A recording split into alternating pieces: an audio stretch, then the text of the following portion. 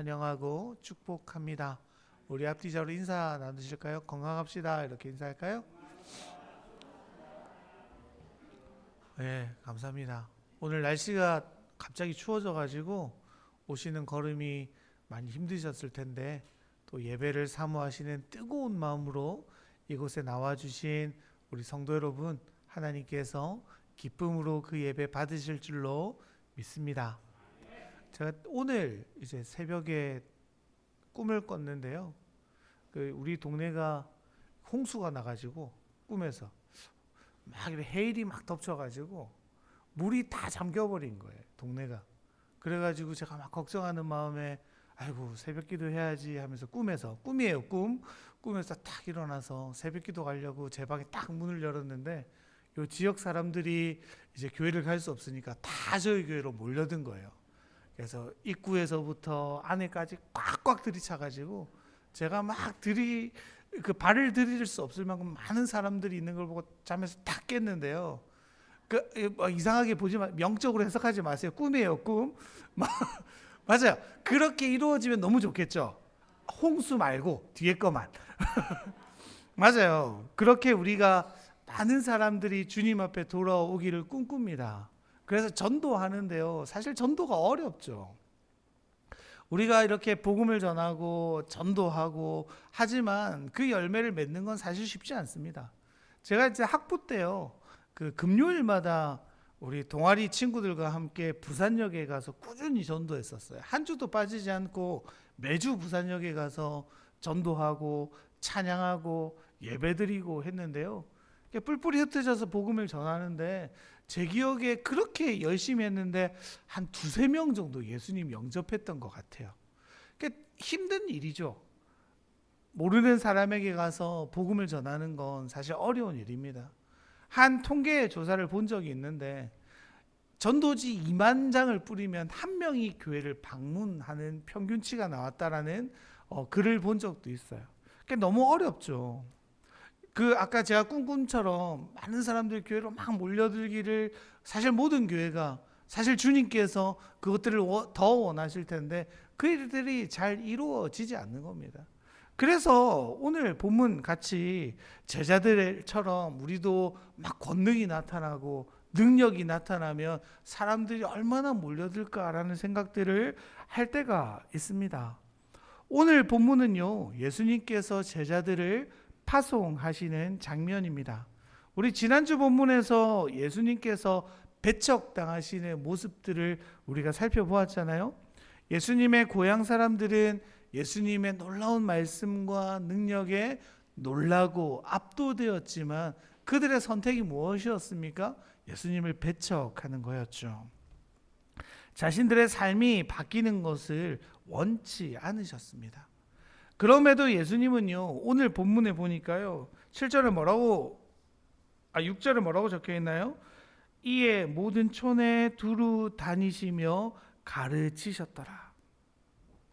예수님은 복음에 대한 열정으로 모든 촌을, 이게 중요하지 않습니까? 모든 촌이래요. 단 하나의 마을도 빠지지 않고 모든 마을을 돌아다니며 예수님의 복음을 전했다는 겁니다.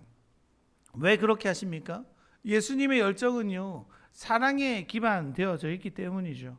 모든 이들이 참 하나님 나라의 백성이 되기를 원하시는 마음, 한 영혼이라도 더 참 복음을 듣고자 하시는 그 사랑의 마음으로 주님은 한 마을도 한 사람도 이 복음에서 벗어나기를 원하지 않으시는 거죠.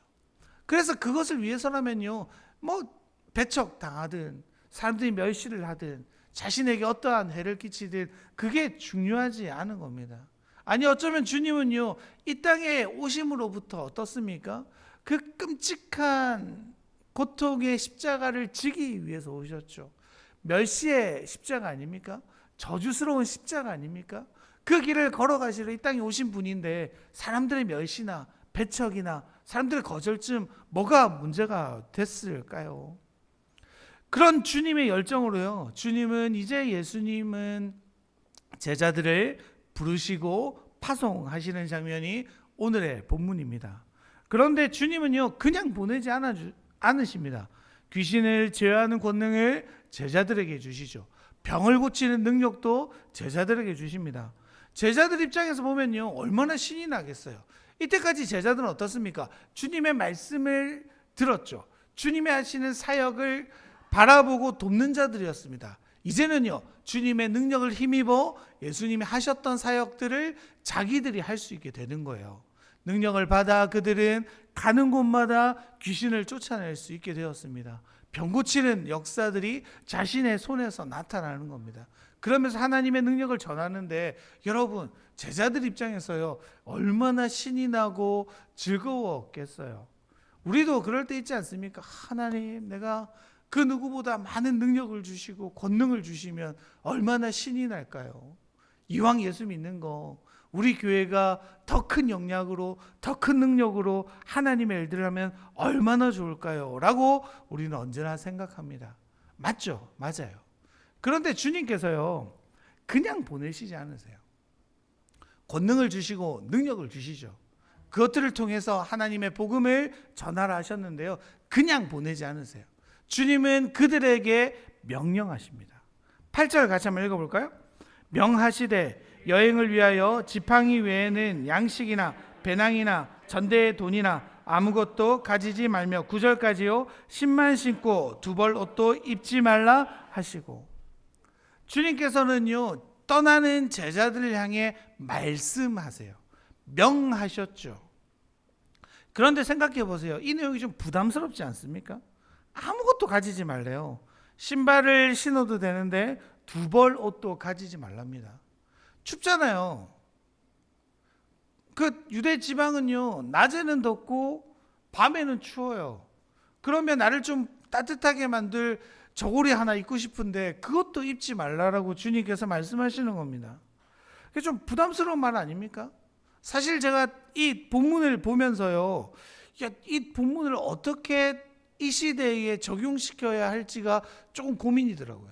전도에 대해서 말씀을 드려야 되나? 아니면 요 주님의 명령, 두 벌 옷도 가지지 말고 신만 신고 다녀라라고 여러분들께 설교해야 되나? 다들 옷 두 벌 이상은 있으시잖아요. 그렇죠? 한 벌밖에 없으십니까?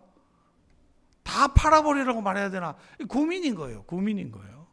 그래가지고 막 책도 보고 막 설교도 듣고 막 머리를 쥐어짜도 안 잡히는 거예요.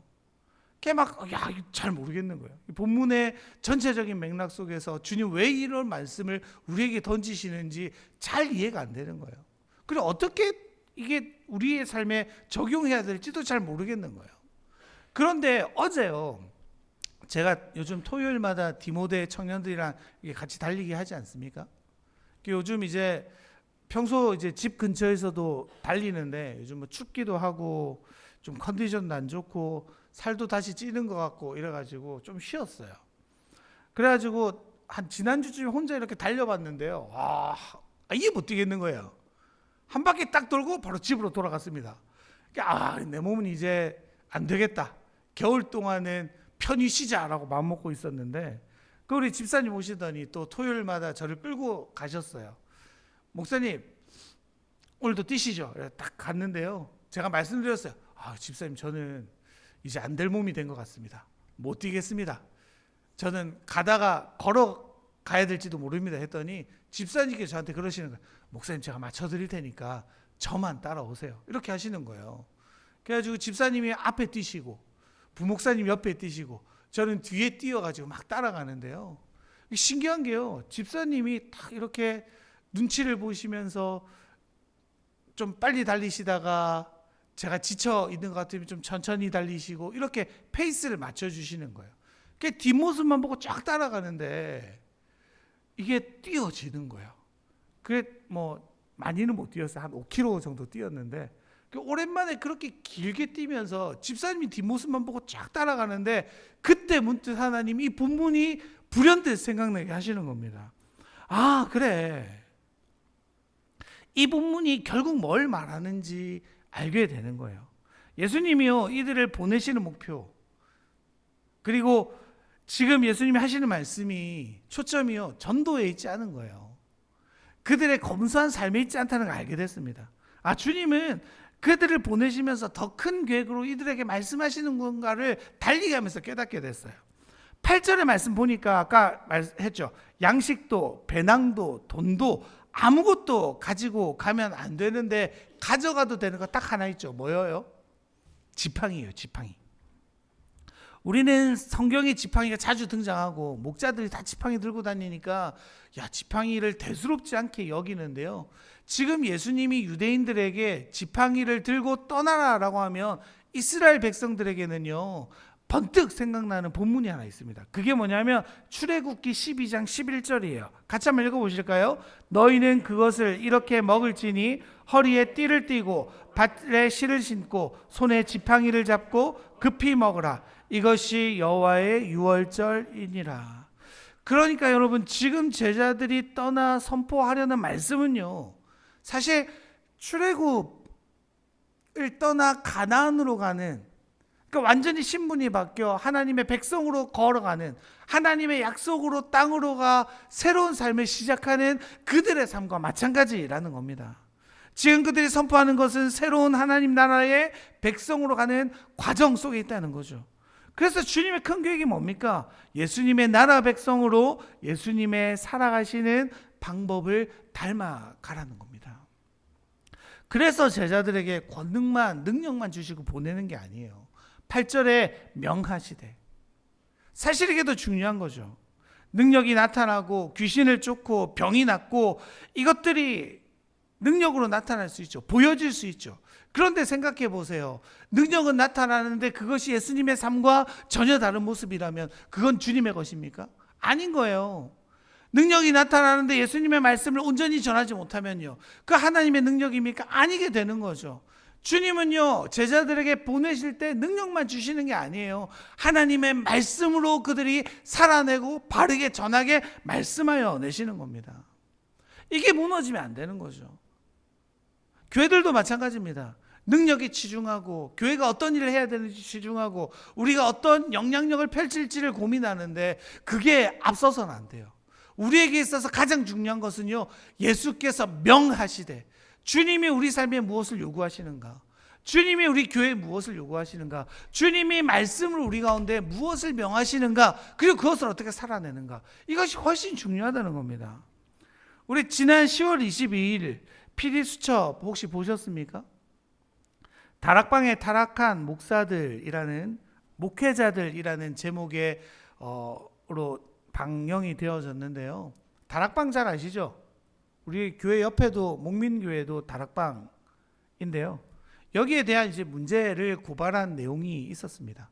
지금 다락방을 보니까 70여 개국의 800개 교회 20만의 성도들이 지금 분포한 굉장히 큰 교파로 자리 잡았죠. 이게 어디에서 시작됐는지 아시죠? 영도에서 시작된 교단이잖아요.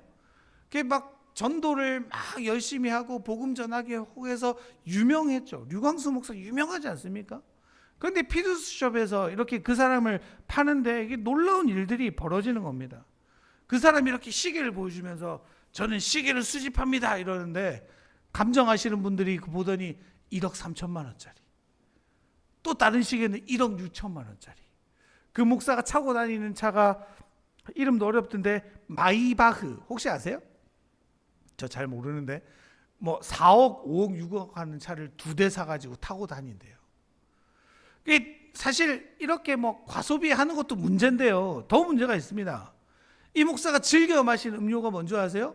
발렌타인 30년산이래요. 그건 아세요 뭔지? 비싼 술이래요. 저도 잘 몰라요. 목회자 모임 어디서 하냐면 룸살롱에서 한대요. 목회자 룸살롱이 마치고 나면 이렇게 2차로 성접대를 받는 게 이들의 관행이었다는 겁니다. 그러니까 그 교회 내에서 벌어지는 끔찍한 성적인 죄악들, 물질적인 죄악들이 그 다락방이라는 그 류광수라는 목사를 중심으로 계속해서 일어나는데 교회가 계속 이렇게 문제가 없는 거예요. 그런데 그걸 알고 보니까 교리에 문제가 있었던 겁니다. 그들이 뭐라고 가르치냐면요, 야, 예수 믿었지? 그럼 복음 전하잖아. 예수님의 복음을 전하면 모든 죄가 용서돼. 그러니까 내가 이곳에서 죄를 짓든 뭘 하든 상관없는 거야. 복음만 전하면 돼. 그래서 끔찍하게도 뭐라고 이야기하냐면요, 진짜 너무 끔찍해서 입에 담기도 싫은데요, 성폭행을 저질렀던 목회자가 그 여성분한테 뭐라 그랬냐면, 내가 지금 기쁘니까 내 안에 계신 성령께서 기뻐하는 거야, 이건 좋은 일이야, 이렇게 성도들을 미혹해 한다는 겁니다. 여러분 보세요, 그들은요 복음이라는 이름으로 큰 교세를 가지고 많은 돈으로 사람들에게 자신들의 위세를 보여주고 있습니다. 자신들의 진짜 유력한 국회의원 나와 축사하는 모습도 봤습니다. 그런데 여러분, 이게 교회의 모습입니까?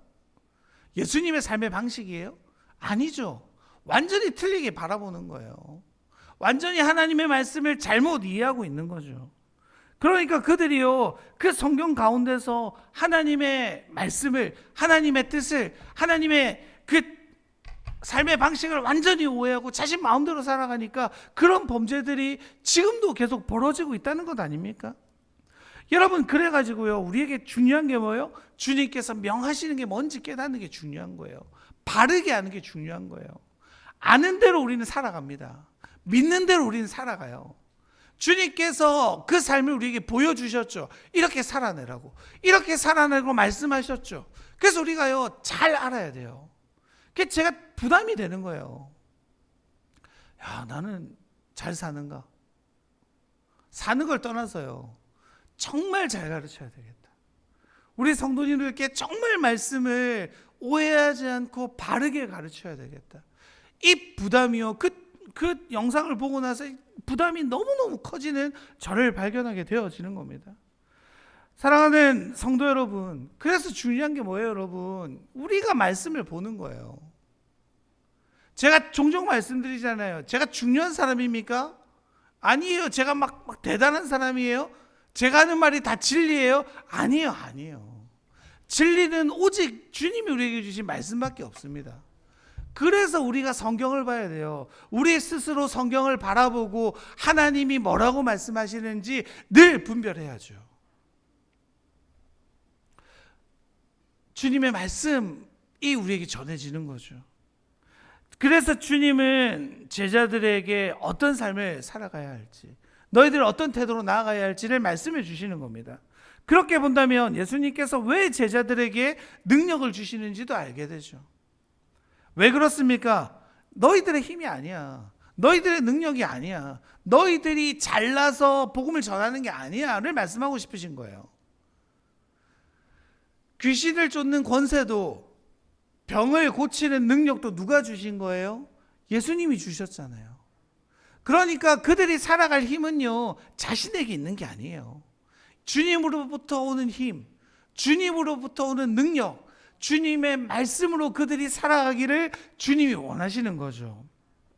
우리 교회가 날마다 이런 교회가 되었으면 좋겠습니다. 정말로 그랬으면 좋겠어요. 최근에 제가 이제 위임 투표가 잘 되고 나서 보니까 잠을 잘 못 자고 있는 저를 발견했습니다. 뭐 한 3일은 하루에 한두 시간 정도밖에 잠을 자지도 못하고, 또 그러고 나니까 한 목요일부터는 골골거리면서 계속 잠만 자고, 이런 패턴들이 있는 거예요.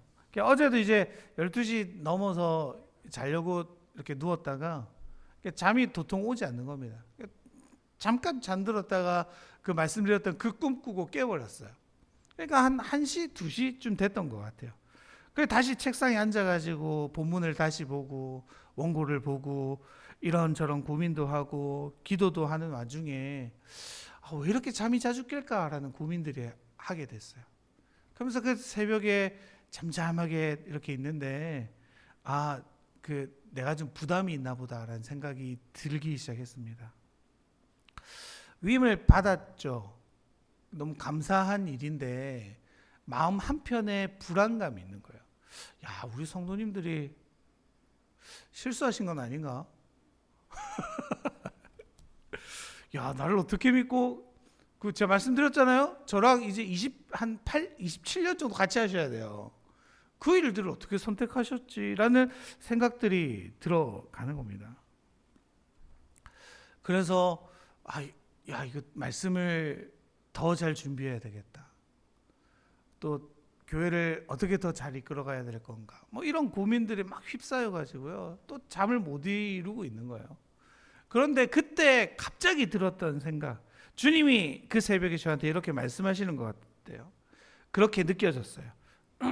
홍기야, 걱정하지 마. 내가 너 보고 너 세운 거 아니야. 내가 너 보고 명왕교회 너 이렇게 세운 거 아니야. 내가 할 거니까 너는 그냥 나를 따라오면 돼. 이렇게 말씀하시는 것 같았어요. 그러니까요, 제가 그런 음성을 들으니까 또 그런 생각이 드는 거죠. 아, 내가 또 교만했구나. 내가 또 내 능력으로 마치 내가 뭔가를 할 수 있고 내가 뭔가를 해내야 하는 것처럼 또 내가 스스로 나를 억압하고 또 부담을 느끼고 이렇게 있었구나 하면서 또 어제 새벽에 또 회개하면서 주님만 따라가겠습니다 라고 다짐했는데요. 그런 싸움들이 저한테도 계속 일어나는 거죠. 그런데 제자들에게도 마찬가지로 주어지는 과제인 겁니다. 양식도 배낭도 돈도 아무것도 가지지 말라라고 주님이 말씀하시죠. 왜요? 그것들을 의지할까 봐요. 그 몇 푼 안 되는 돈에 의지할까 봐. 주님은 그들을 그렇게 파송시키며 훈련의 자리로 보내주시는 거죠. 내가 책임질게. 너는 내 복음만 전해. 내 능력만 가지고 나가. 그럼 내가 너에게 어떤 일이 일어나는지 내가 보여줄게. 가봐라고 주님 우리를 내쫓아가시는 거예요. 우리가 힘이 있으면 얼마나 있겠습니까? 제자들이 할 수 있으면 뭘 할 수 있겠어요. 그렇게 자신의 연약함을 고백하며 예수님의 능력을 덧입음으로 그 능력으로 나아가게 된다면 그들이 생각했던 것보다 더 큰 놀라운 일들을 이룰 수 있음을 바라보게 되어지는 거죠. 그래서 제자들이 집중해야 되는 게 뭐예요? 자신의 손으로 나타나는 권능이나 능력이 아니에요. 그들이 마음속에 깊이 새겨야 할 것은요, 주님이 명하신 그 대목들을 그들에게 가슴 깊이 있어야 하는 거죠. 그래서 어떻게 가는 거예요? 둘씩 짝지어서 보내시는 거예요. 왜 둘씩 짝지어 보내십니까? 신명기 19장 15절 이렇게 적혀있죠. 사람의 모든 악에 관하여 또한 모든 죄에 관해서는 한 증인으로만 정할 것이 아니요 두 증인의 입으로나 또는 세 증인의 입으로 그 사건을 확정할 것이며 2명 이상이 되어야지 증인으로서의 효력이 발생했어요. 그러니까 지금 예수님께서요 2명씩 짝을 지어 보내시는 건요, 야 너희들 능력 좀 일으켜 봐봐, 막 힘을 내봐, 이게 아니에요. 우리는 예수님의 증인입니다. 예수님이 모든 촌에 다니시며 복음을 전하는 걸 들었습니다. 예수님의 능력도 우리가 보았습니다. 이분이 하나님의 아들이시라는 것을 우리가 분명히 증거합니다라는 증인으로서의 모습으로 그들은 세상 가운데 파송되어져 가는 거죠. 그러니까 그들의 정체성이 뭐예요? 그들이 사람들 앞에 사실 보여줘야 될 건 뭐예요? 능력이 아니에요. 증인으로서의 모습인 거죠. 그런 삶을 살아나기 위해서 한 집에만 머무는 거죠. 우리 10절의 말씀 읽어볼까요? 또 이르시되 어디서든지 누구의 집에 들어가거든 그곳을 떠나기까지 거기 유하라. 왜 그렇게 말씀하십니까? 왜 첫 집에만 있어야 돼요? 생각해 보세요, 여러분. 그 마을에 들어갔어요. 어떤 집이 그 제자들을 이렇게 섬겼어요. 그럼 그걸 보다가 다른 사람이 그 사람을 돕고 싶어지잖아요. 그러면 어떤 경우가 더 많겠어요? 다음 집이 첫 번째 집보다 더 좋은 환경일 확률이 높겠죠. 생각해 보세요. 제가 막 엄청 큰 아파트에 살고 있는데, 좋은 비싼 아파트 살고 있는데, 아유 목사님 저희 집에서 좀 사시죠 이랬는데 막 단칸방이야. 그렇게 초대하시겠어요? 잘 안 하잖아요. 우리들은 보통 더 좋은 환경으로 내가 좋은 분들을 섬기고 싶어 하죠. 근데 제자들도 그렇다는 겁니다. 불편한데 잘 됐다. 야, 더 큰 집이다. 대접을 더 잘 받겠다 하면서 다음 집으로 옮겨버리면요, 어떻게 되겠어요? 아유, 똑같네 뭐. 저 예수님의 증인이라고 말하면서 더 좋은 데 옮겨가는 거 봐. 더 좋은 대접의 자리로 가는 거 봐. 아유, 뭐 예수님의 삶이랑 우리 삶이랑 뭐가 달라? 그런 마음들이 그 마을 사람들에게 있지 않았겠습니까? 교회도 마찬가지죠. 세상이 우리에게 요청하는 게 뭡니까? 제가 아까 말씀드렸던 다락방 그 목회자들이 공격받는 이유가 뭡니까? 세상에 기대가 있잖아요. 우리 그리스도인들의, 우리 교회에 대한 기대가 있잖아요. 그 기대를 충족시켜주지 못하니까 오히려 세상보다 더 엉망으로 살아가는 우리의 모습이 보여지니까 손가락질 받는 거죠. 내가 그리스도인입니다 라고 당당하게 말할 수 없는 우리의 모습 때문이죠. 주님은요 철저하게 그렇게 말씀하시는 거예요. 너희들의 작은 삶, 너희들의 작은 행동, 그것들이 철저하게 나의 말씀에, 나의 능력에 의존할 때 하나님 나라가 이루어질 거야 라고 말씀하시는 겁니다. 단순히 복음을 전하게 하시는 것으로 그치지 않는 거죠. 그들의 삶 전체를 예수님께서는요 훈련해 가시는 거예요. 하나님 나라 백성으로서의 삶입니다. 그러기 위해서 뭐가 필요한 거예요? 회개가 필요한 거죠.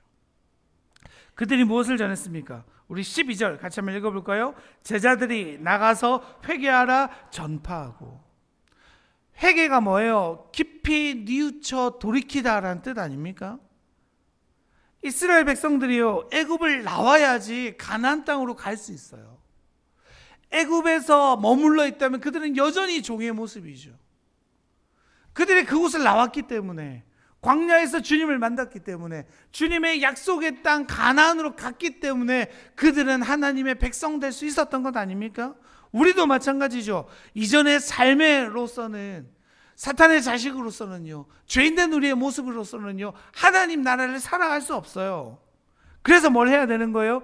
회개함으로 완전히 돌아서서 하나님 자녀로, 백성으로 나아가야 하는 겁니다. 회개하라 라는 말씀은 누가 하셨습니까? 지금 제자들이 하지만 이 말씀을 처음에 한 게 누구예요? 예수님이시죠. 마가복음 1장 15절 같이 한번 읽어볼까요? 이르시되 때가 찼고 하나님의 나라가 가까이 왔으니 회개하고 복음을 믿어라 하시더라. 주님께서 공생애를 시작하시며 처음으로 선언한 내용이 바로 이 말씀 아닙니까? 회개하라, 복음을 믿으라. 제자들이 지금 하는 그 회개의 선포 역시요 주님이 하셨던 말씀인 거예요.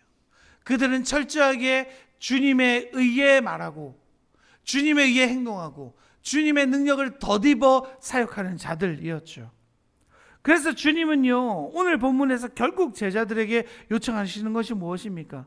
제자들이 예수님을 닮아가기를 원하시는 거예요. 그래서 6절에 예수님께서 모든 천에 두루 다니시며 복음을 전했다라는 말이 전제되어지는 거죠. 모든 천에 다니시고 나서야 비로소 제자들을 파송하세요. 이게 어떤 의미입니까? 얘들아 충분히 봤지. 내가 한 영혼도 놓치기 싫어하는 이 마음 봤지. 모든 곳에서 내가 하는 사역들 다 봤지. 내가 어떻게 사역하는지, 어떻게 말하는지, 어떻게 행동하는지 너희들이 보았지. 이제 가서 살아보라 라고 말하는 겁니다. 권능은 누가 주셨습니까? 주님 주셨잖아요. 예수님의 선포는 누구의 말입니까? 예수님께서 하신 말이었죠. 그들의 행동은 누구의 뜻입니까? 예수님의 명하심에 따른 행동으로 이루어질 때 그들은 하나님 나라를 비로소 선포하는 자들이 되어지는 거죠. 그들은 비로소 그때야 하나님 나라 백성으로 사라져가는 겁니다. 하나님 나라 백성은요 우리의 삶 전부가 주님께 맞춰지는 삶입니다. 하나님 나라를 이루어 가시는 여정에서 예수님은 제자들에게 끊임없이 예수님 자신을 닮아가기를 원하시는 겁니다. 그 과정 가운데 복음을 전하는 게 있는 거죠. 그 과정 가운데 삶이 있는 거죠. 그 과정 가운데 그들의 발걸음과 그들의 행동의 태도가 결정되어져 가는 겁니다. 사랑하는 명화의 성도 여러분, 우리는 어떻습니까? 우리의 걸어가는 모든 삶에 하나님의 백성이라면, 하나님의 자녀라면 우리의 삶은 거기에 맞춰져 있나요? 교회도 그렇죠. 능력에 너무 맞춰져 있어요. 힘에 맞춰져 있습니다. 많은 사람들이 교회를 이끌어가는 힘이라고 생각하는 경우들이 많이 있습니다. 하지만 그렇지 않다는 걸 오늘 본문에서 분명히 보여주죠. 우리의 힘은요, 우리가 주님을 닮아가는 거예요. 우리 교회의 힘은요, 주님의 그 삶의 발자취를 따라가는 거예요. 그래서 제가 할 일이 있죠. 잘 알려드리는 거예요. 잘 설명해 드리는 거죠. 복음이 잘못 여러분들에게 전달되지 않도록 하는 사명을 받은 사람입니다. 그 여러분들은요, 그 받은 말씀으로 세상을 살아가는 요청이 함께 있죠. 저도 살아내야 돼요. 그리고 여러분도 살아내야 됩니다. 왜요? 우리가 살아내지 못하면 그 복음이 가짜가 되거든요. 정말 살아있는 말씀이라고 사람들이 믿어주지 않기 때문입니다. 그 길은 힘든 길이죠. 어쩌면 같은 공동체 내에서도 비판받는 행동일 수 있습니다. 그럼에도 불구하고 주님이 우리에게 원하시기 때문에 우린 그 길을 선택해 보는 겁니다. 오늘 하루를 또 매일을 살아가신 우리의 삶 속에 주님을 닮아가는 그 노력이, 그 열정이, 그 주님을 사랑함이 우리 안에 날마다 있기를 원합니다. 무엇보다 주님이 말씀하시는 바가 내 인생에서, 내 삶에서 이루어지기를 간절히 바라는 우리 공동체이기를 원합니다. 그 주님이 원하시는 나의 삶, 그 주님이 원하시는 우리가 교회가 되기를 간절히 바랍니다. 우리 그 주님의 뜻을 따라가기를 소망합니다 라는 마음으로 함께 찬양하며